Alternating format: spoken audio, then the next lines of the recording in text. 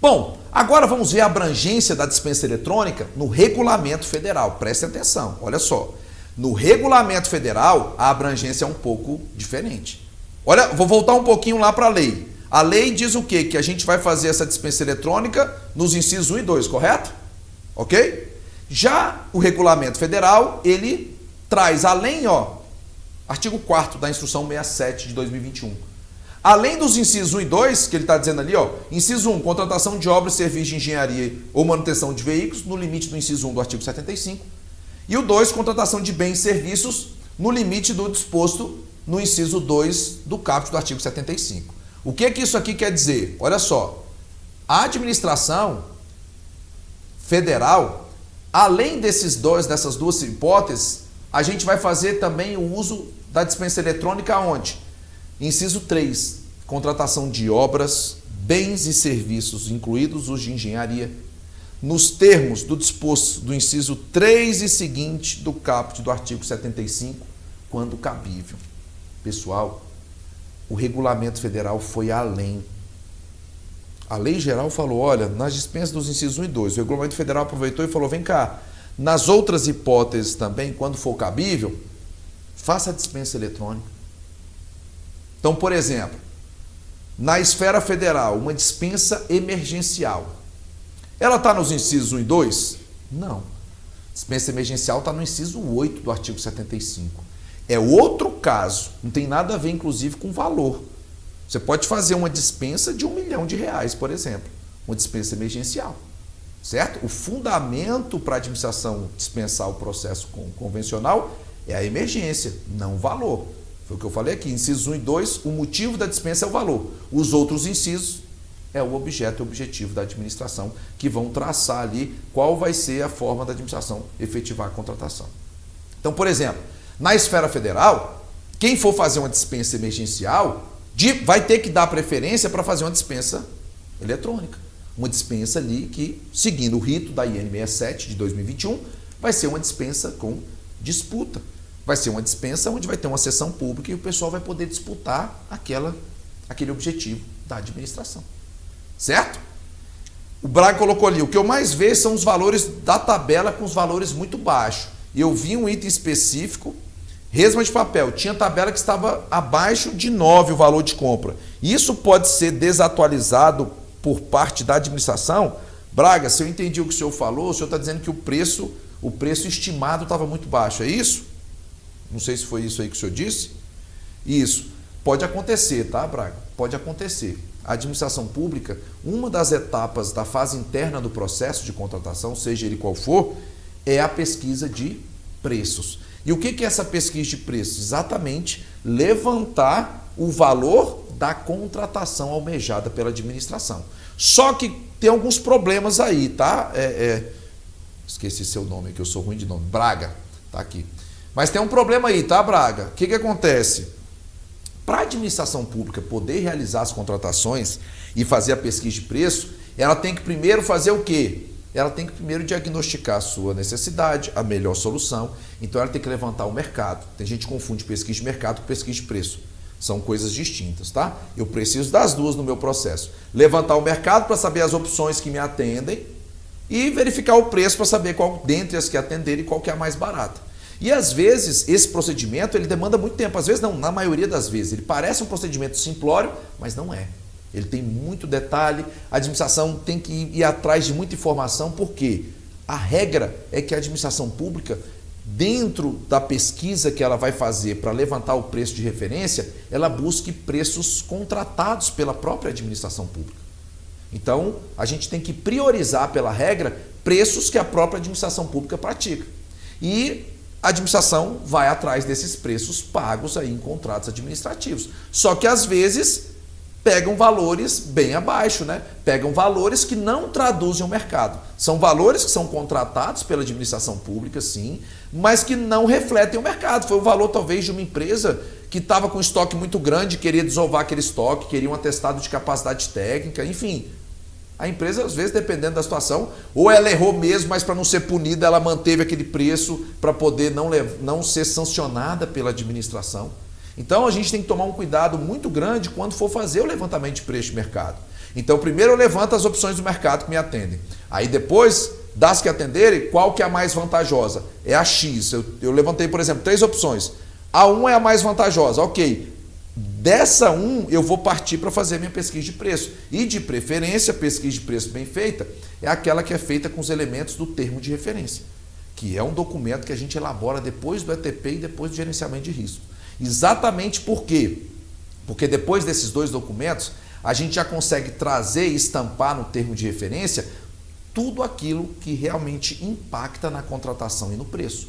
Então, o termo de referência vai ter lá a descrição do objeto, a quantidade, o local de entrega, a forma de entrega, o critério de aceitação. Gente, isso tudo altera o valor. A quantidade altera, o local de entrega altera, o critério para se aceitar, se vai ter amostra, se vai ter laudo, se vai ter prova de conceito, isso altera o valor, né? A forma de entregar, se vai ser de manhã, se vai ser de tarde, se vai ser de noite, se tem um horário específico.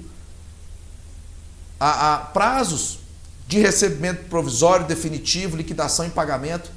Tem muita empresa que olha lá no edital e vê prazo de pagamento, tantos dias, acha que vai receber com aquilo. Não, você só recebe depois de passado o recebimento provisório, definitivo, a liquidação e aí o prazo de pagamento. Então você tem que somar esses prazos, ver no edital como é que está lá dispensado isso aí nos editais descrito, para você poder saber quando é que você vai. Então o termo de referência ele traz tudo isso, sanções.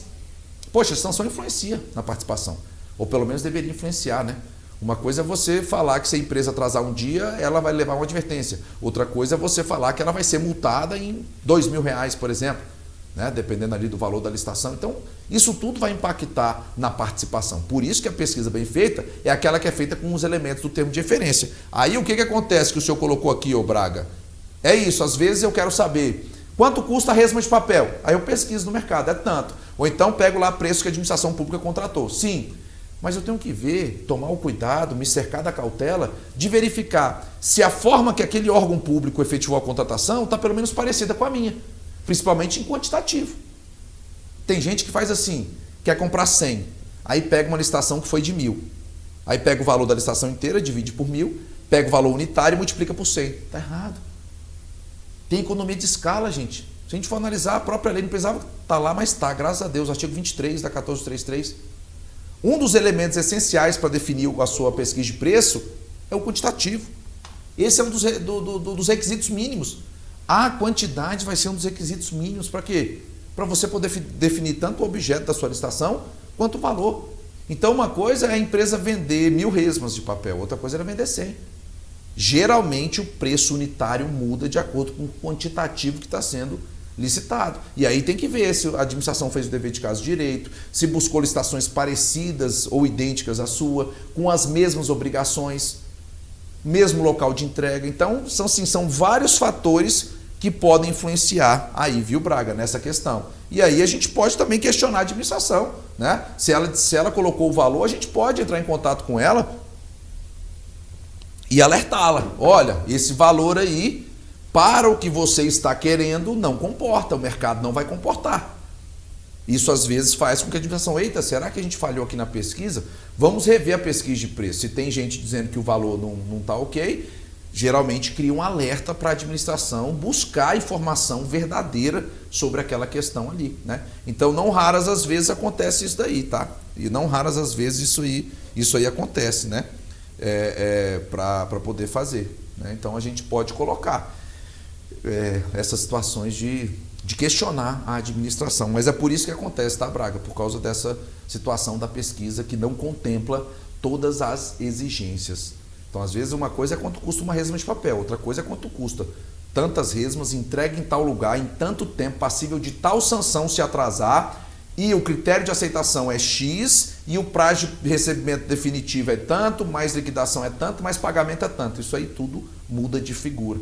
Só que, às vezes, infelizmente, a administração não, na hora da pesquisa, não leva em consideração todos esses fatores que influenciam. E aí acontece esse tipo de situação. Tá? Então, voltando aqui, gente, olha só. Estamos vendo a abrangência do regulamento federal, não é isso? Em relação à dispensa eletrônica, nós vimos que, pela lei, só em 2 casos, dispensa eletrônica. Quais são? Dispensas por valor, dos incisos 1 e o 275. No regulamento federal, além desses 2, tem mais o quê? Mais 2. A gente viu os 2 primeiros, o terceiro agora, que seria o quê?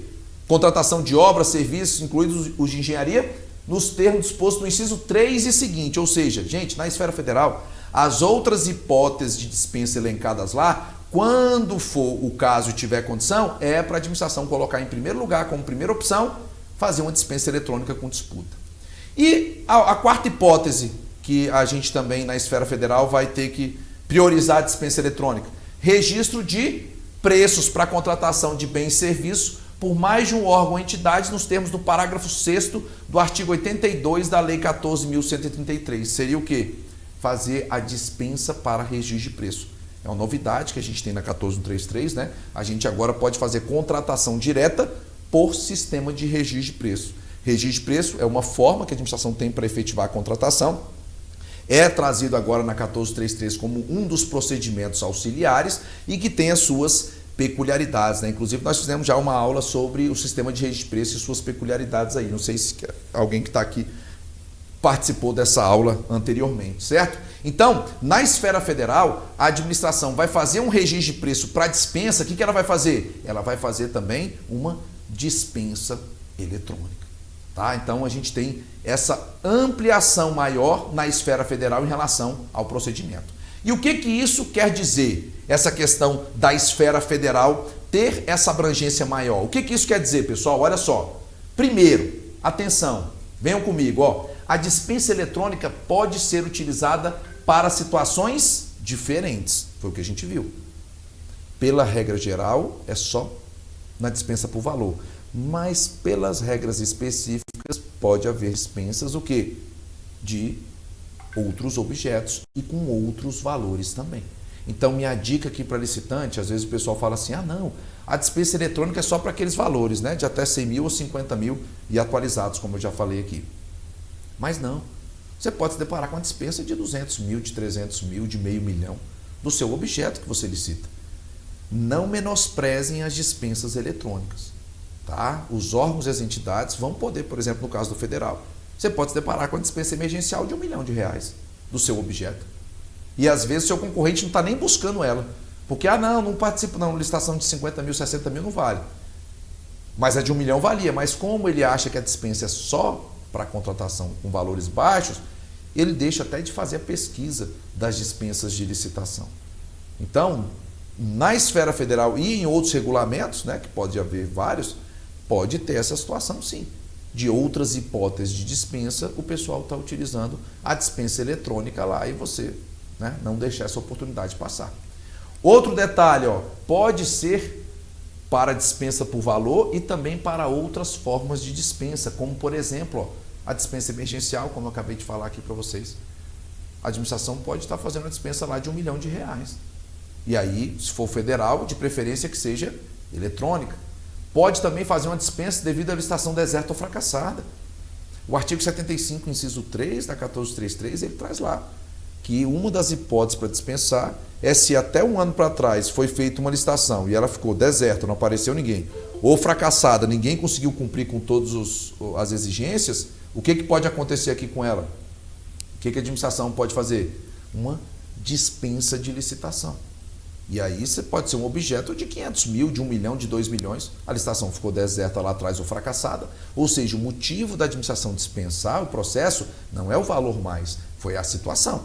A licitação anterior ficou deserta ou fracassada. Lógico que tem as regras para poder cumprir, tem que manter as mesmas condições do ato convocatório anterior e etc. Mas aí não vou entrar nesse mérito. Mas o que eu estou dizendo para vocês? Que pode haver, sim, dispensas com maiores valores, né? E qual a importância disso aqui? Exatamente, existir dispensas de valores mais vultosos. Você pode se deparar aí com uma dispensa, exatamente. Um dos clientes nossos, né? A gente fez exatamente isso daí.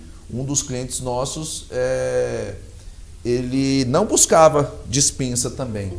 E aí a gente começou a verificar lá com o analista deles, né? E falou, olha, busca também as dispensas eletrônicas. Ah, não, mas a empresa aqui é grande, ele só quer tal, mas busca. Por quê? Pode ter e não deu outra. A gente participou lá de uma dispensa eletrônica de 1 milhão e 300 e fomos o ganhador, né? Então, exatamente por isso, porque foi uma dispensa emergencial e o órgão se utilizou ali daquela prerrogativa de poder dar uma publicidade maior, né? Tem gestor que realmente quer, às vezes o regulamento deles nem obriga, mas a Lei 14.133, ela traz lá no artigo 187 que a administração pode utilizar o quê? Os regulamentos editados pelo governo federal para poder realizar seus procedimentos, entendeu? Então a administração pode chegar lá e falar, tudo bem, eu vou adotar o procedimento aqui da esfera federal e vou fazer uma dispensa, né, de licitação emergencial, mas dispensa eletrônica. Eu quero dar lisura ao procedimento, eu quero dar transparência, eu quero que outras empresas possam participar, até para justificar ali a contratação, né? Até porque o tempo também é pouco, né? Só 3 dias úteis para poder esperar, digamos assim, né? Não é igual uma licitação tradicional, dependendo 8 dias úteis, 10 dias úteis ou 25, enfim, vai depender do tipo de objeto da contratação, né? Mas a dispensa eletrônica é um procedimento um pouquinho mais rápido, não vai demandar tanto tempo e ele tem trazido aí essa economicidade para a administração junto com a eficiência, desde que você faça cumprir o que está lá, né? Porque para ter eficiência tem que te atender com o melhor custo-benefício. Não adianta nada você contratar uma empresa, ela não cumprir de fato o que estava discriminado no contrato e a administração continuar com ela e não aplicar a sanção.